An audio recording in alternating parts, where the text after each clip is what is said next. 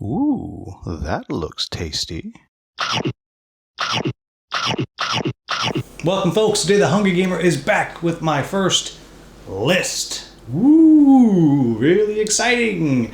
So it's been about 10 months or so since I started doing these videos, and I wanted to do a quick look back at the games that have come back to my table the most since I recorded their video.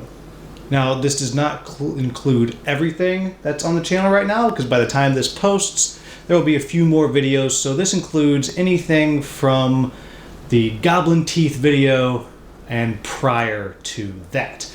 And I do have a couple of honorable mentions that I'm going to throw in there.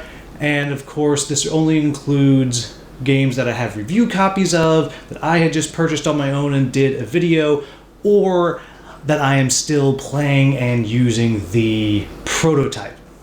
So let's get started with the game that I've played the least, but still a significant amount, and we'll go all the way down to what I have played the absolute most. And you can see everything here behind me, so spoiler.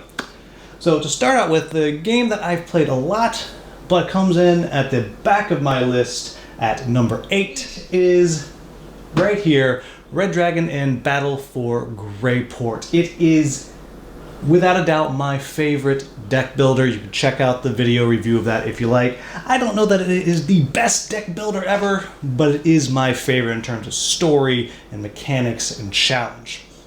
And then going right along with that, I'll move into my number 7, which is just the regular Red Dragon Inn, which is actually my favorite game and definitely my favorite Take That card game. It's a pure Take That card game, but with this wonderful story, characters, and art, and I just really enjoy it. It comes out fairly regularly, and it has done so for the past many years. Now, let's move into the number 6 slot. It is Kulk Hollow.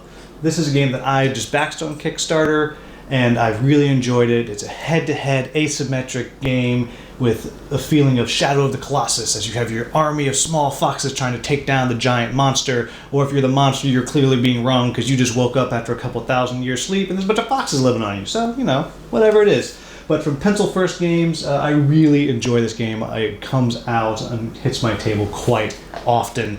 If my wife was more into that kind of game, it would hit the table even more. So, moving into number 5, we have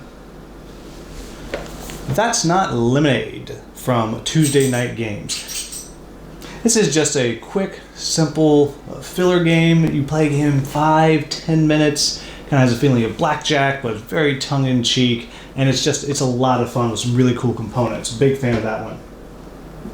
Then next on the list, we have Wander, the Cult of Barnacle Bay. Now this is one that, since I filmed the video, we have actually finished the campaign, and it's something that I'm really looking forward to starting again and playing through another campaign on my own, or it's one of the things that I'm currently holding a vote right now. By the time this video posts, will probably be over for what playthrough series I should do, and this one is actually currently in the lead right now.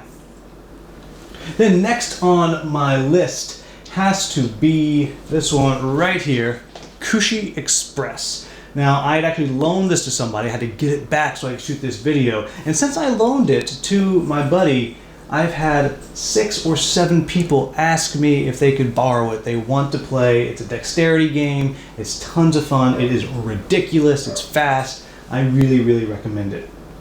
Okay, and now we are moving into my top 2 games that have hit my table. The first one is right here. You'll see it's just a playmat. That's all I have because it's only a prototype. I don't even have a box to go with the prototype. But this is Omicron Protocol, and I'll put a little picture of the box art right there. And this is a game, it's a skirmish game. It just funded on Kickstarter. Late pledges are open, and I really have enjoyed it. I enjoy the skirmish mode, but more importantly, I really enjoy the solo co-op mode. I think it's fantastic. I am getting to work with them just tangentially, very little bit on the creation of a kind of a chaining quest mode, which I think has a lot of promise. I'm not designing it. I just very on the fringes involved with kind of helping them test it. But this game actually comes back out pretty regularly for me, and I really do enjoy it. And that brings me to the game that has hit the table the most since I started doing videos, and that is right here, Merchant's Cove. I'm really excited for this one to actually deliver. This is just a prototype. I don't have all of the prototype characters even, but I play it a lot. I love introducing people to it. I love playing the solo mode. I've gotten to test out some of the scenarios because I happen to have the prototype.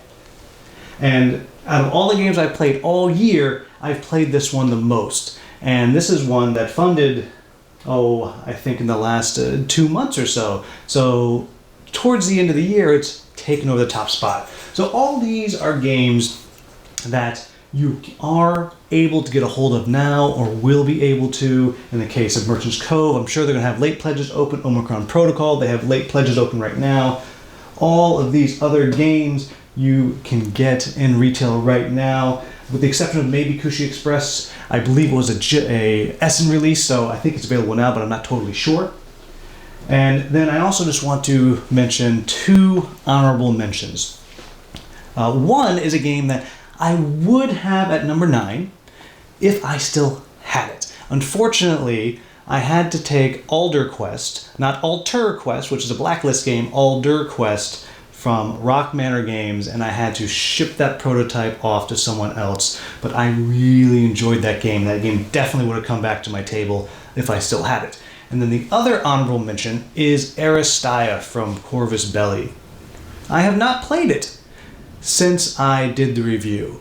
However, I've tried to play it multiple times. We took it to Origins, tried to play it there, and they threw us out of the room. And I've tried to play it a couple other times, and people were supposed to come over to play, but then they had to cancel. So I actually haven't gotten it back to the table, but I wanted to. But it hasn't, so it does not make my top 8. I don't know if top 8 is going to be what I do from now on, but it's kind of a weird number, so hey, let's go with it. So thank you all so very much for watching. Every so often I'll do one of these. The next time I do one, none of these games will be eligible. It'll only be games that have been reviewed in that time since this particular video is being filmed. Thank you all again so very much for continuing to watch. When we hit 500 subscribers, I'll do another giveaway. Have a wonderful, wonderful day.